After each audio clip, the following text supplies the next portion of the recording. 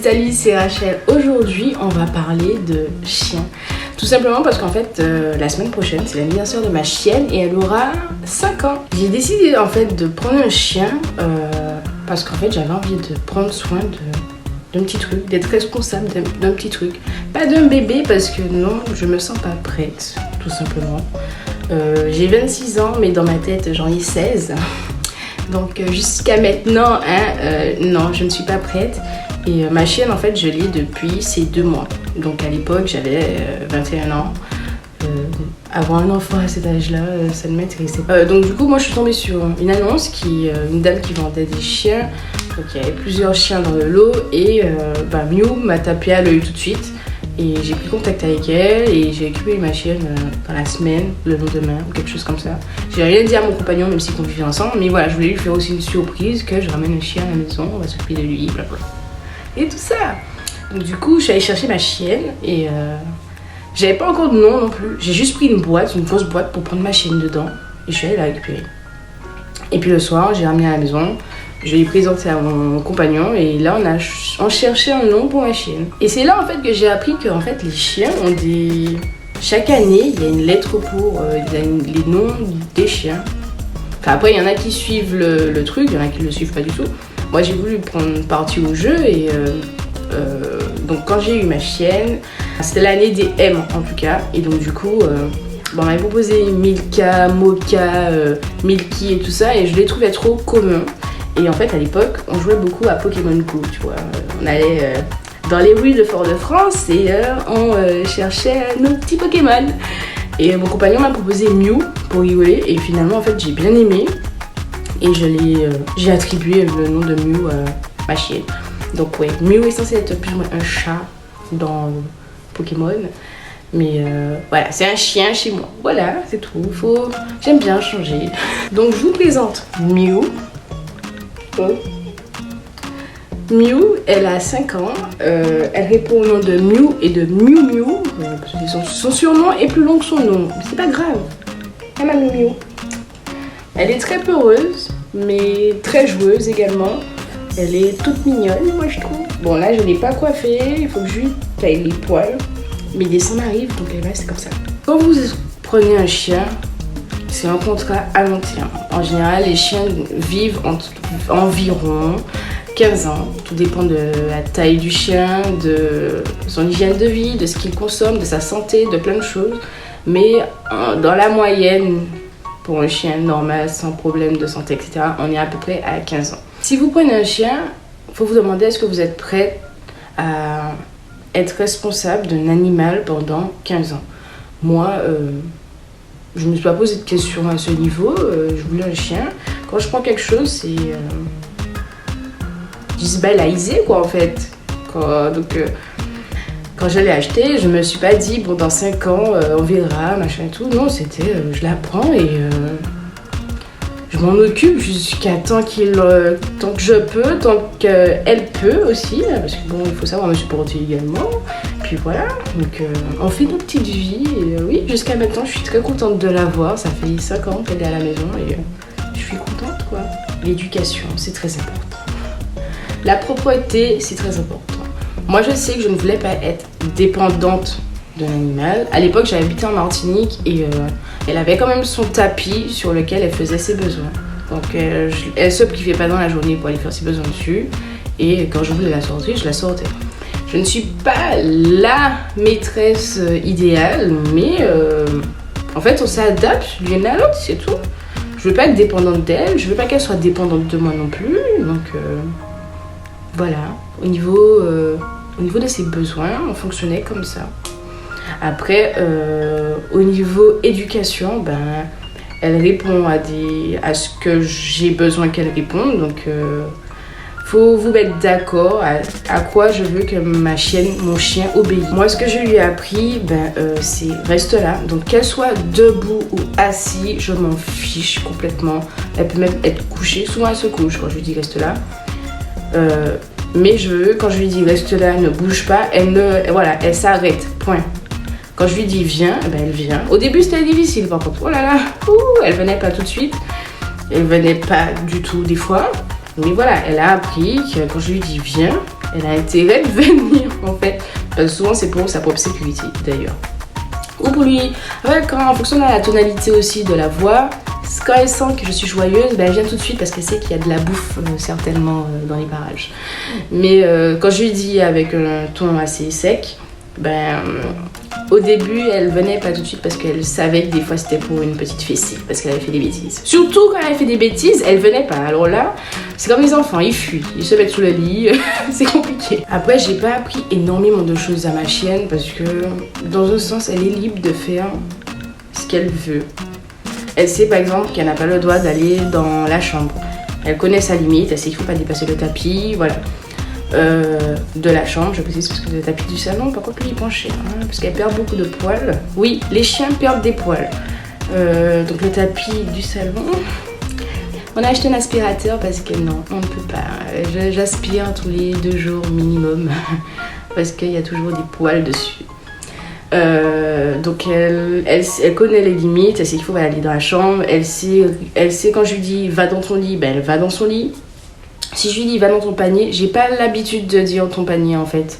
Donc je pense qu'elle va bugger. Peut-être va dans, elle va comprendre, mais panier en soi non. Mais va dans ton lit, oui, elle obéit. Elle sait très bien que si je lui dis ça, elle doit y aller. Chacun apprend ce qu'il veut. Vous êtes le propriétaire de votre chien, vous lui apprenez ce que vous désirez. Je vois pas pourquoi je devrais écouter les gens qui me disent par exemple ton chien ne doit pas te guider quand il promène, c'est toi le maître, c'est toi avec le chien. Moi quand je vais me promener avec mon chien, déjà je lui mets pas la laisse parce qu'elle c'est un petit truc et que c'est son moment de liberté. On va se promener 10, 15, 20 minutes, voire même plus des fois, mais je lui mets pas la laisse, surtout que si je sais qu'il n'y a pas forcément beaucoup de voitures à côté. Elle est clairement pas un danger pour les gens. Et puis elle obéit. Quand je lui dis viens, elle vient. Quand je lui dis arrête, elle s'arrête.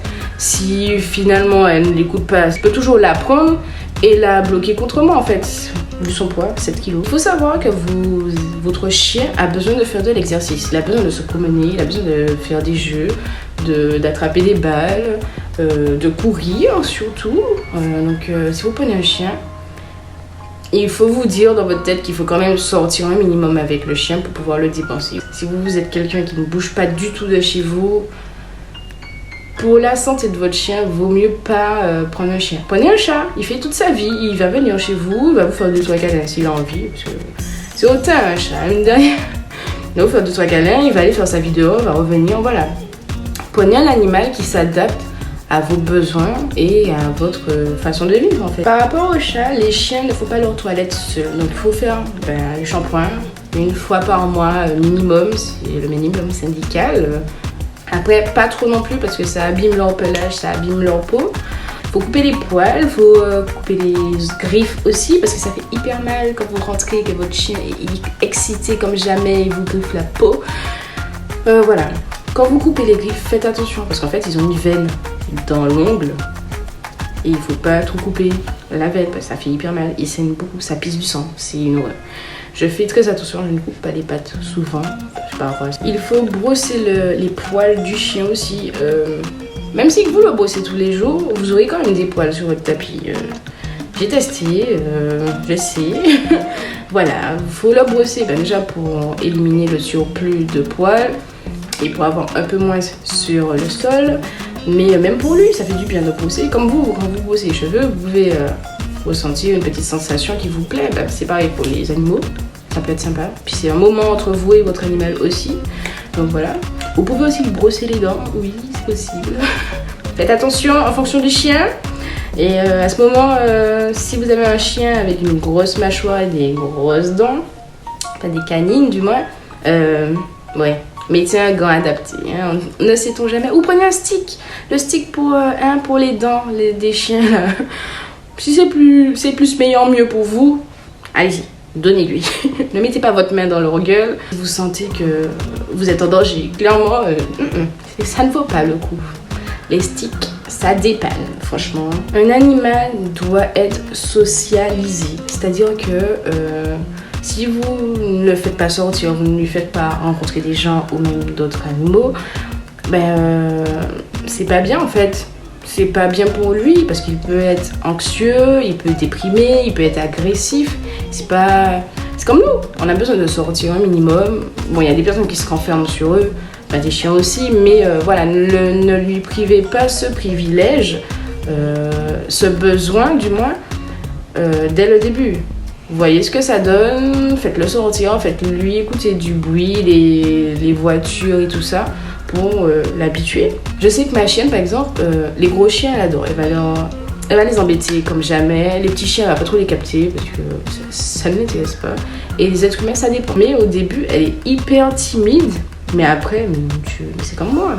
Quand on ne le connaît pas, on se dit, ah, elle est timide et tout. Mais non, c'est pas vrai. Non. Moi, je ne suis clairement pas... Enfin, je suis dans mon coin, je regarde comment les gens sont et en fonction, je commence à me lâcher. Donc voilà. À savoir, les chiens, ils sont vulnérables. Complètement. Il faut que vous fassiez attention à tout ce qu'ils font. Parce que même des fois, ils se rendent même pas compte qu'ils sont en danger.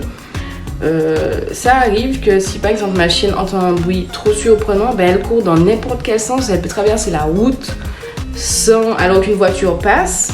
Et des trucs comme ça, donc voilà, je suis toujours derrière elle à faire attention à ce qu'elle fait, à ce qu'elle mange aussi. Bon, quand elle est dehors, elle peut manger n'importe quoi. Mais... Bref, donc faut faire attention à tout ça.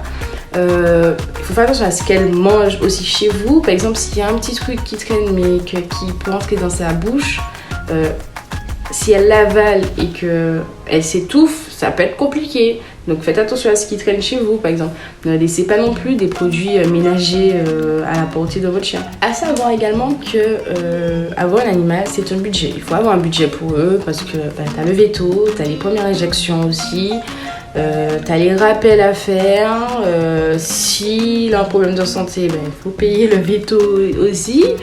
Et puis il y a la nourriture et tout ça. Quand vous prenez de la nourriture, apparemment c'est mieux quand c'est du premium. Mais bon, après tout dépend des chiens. Moi je sais que ma chienne aime bien Friskies. Donc voilà. Je prends toujours des petites friandises à côté pour elle pour que quand elle a fini ses Friskies, qu'elle mange, qu'elle ait un petit truc l'après-midi quoi en fait, un petit goûter. Donc voilà. Non, elle est pas grosse. Elle gère bien ses croquettes. Elle peut manger le matin ou le soir. Moi, je suis pas du genre à mettre des croquettes à une heure précise déjà.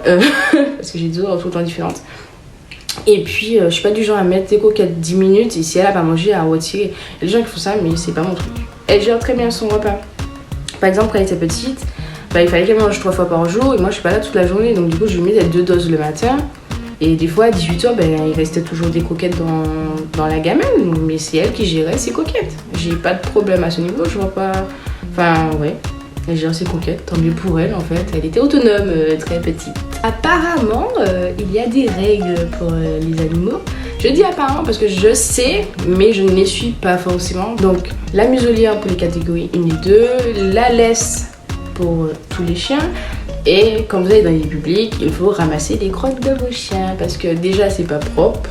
Après moi quand c'est dans l'herbe, franchement je laisse. C'est du fumier, on va dire ça comme ça. Mais quand c'est sur des trottoirs et tout ça, oui, je fais attention. Généralement elle fait dans l'herbe donc c'est pas un souci. Mais pour les trottoirs, c'est pas propre pour nous, c'est pas propre pour les chiens, c'est encore moins propre pour les personnes en fauteuil roulant et qui leur roue passe dessus et qui sont obligés de... Enfin voilà, c'est pas hygiénique pour eux. C'est surtout aux personnes en fauteuil roulant que je pense quand je dis ça. Et puis à savoir, il y a dans certains pays, voire même dans certaines communes où en fait on vous donne des amendes si vous ne respectez pas les lois pour les animaux. Voilà, et c'est une centaine d'euros qui montent. Donc ça peut vite chiffrer. Et donc quand vous avez un animal, il faut lui consacrer du temps. Du temps, de l'attention.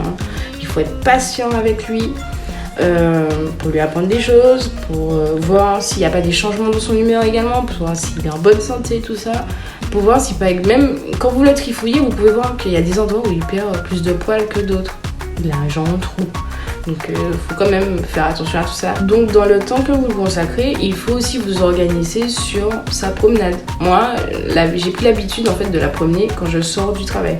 Je vous ai dit, le matin, c'est juste mon réveil sonne, je me prépare, petit bisou aux deux, mon compagnon et ma chienne, et je vais au travail. Je ne vais pas me réveiller une trentaine de minutes avant pour promener ma chienne. Alors là, il est hors de question. J'ai tout le temps après le travail de la sortir, je ne suis pas pressée. Des fois je suis au téléphone, je passe 1 heure à me promener avec elle, je fais ma petite vie dehors. Voilà, on profite du temps et puis même il fait plus chaud l'après-midi, même en début de soirée. Et puis elle rencontre des personnes qui ne sont pas pressées non plus, qui ne courent pas, donc même pour sa sécurité c'est même mieux.